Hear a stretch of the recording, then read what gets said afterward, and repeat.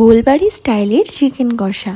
আমরা সবাই জানি কলকাতার 122 বছর পুরনো গোলবাড়ির কষা মাংস কিন্তু খুবই বিখ্যাত।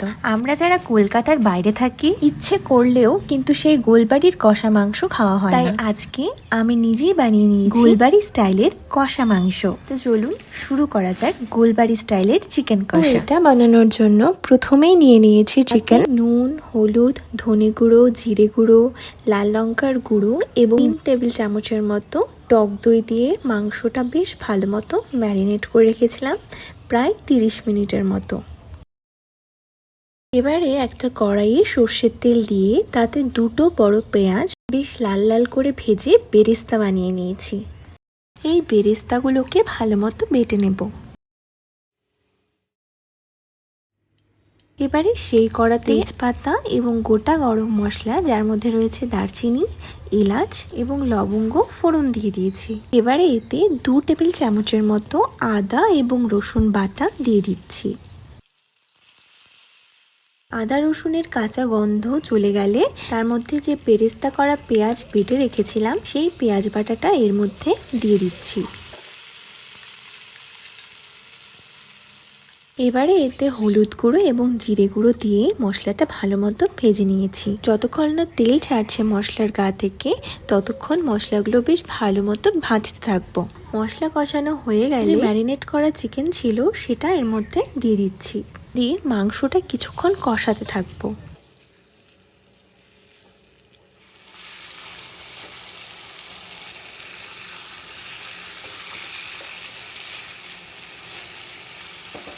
এবারে একটা মিডিয়াম সাইজের টমেটো পেস্ট করে এর মধ্যে দিয়ে দিচ্ছি। এবারে সব মশলার সাথে চিকেনটা ভালো মতো মিশিয়ে নেব।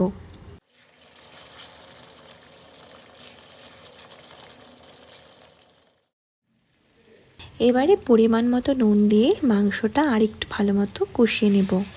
যেহেতু ম্যারিনেট করার সময় একটু লবণ দিয়েছিলাম মাংসতে, তাই এখানে একটু কমিয়েই দিয়েছি।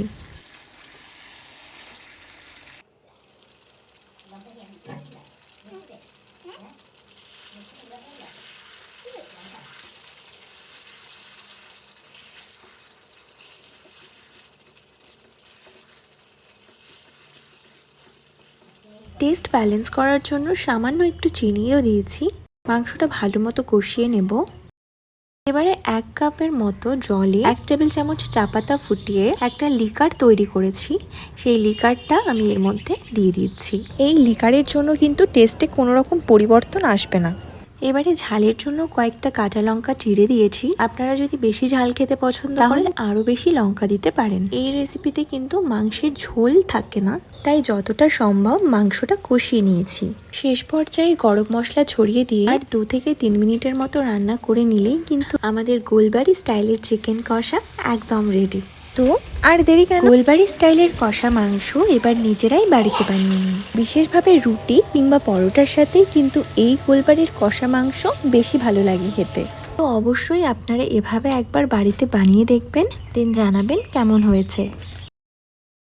তো আমার এই রেসিপিটি যদি আপনাদের ভালো লেগে থাকে প্লিজ লাইক কমেন্ট করবেন এবং আমার চ্যানেলটি সাবস্ক্রাইব করতে ভুলবেন না। Thank you.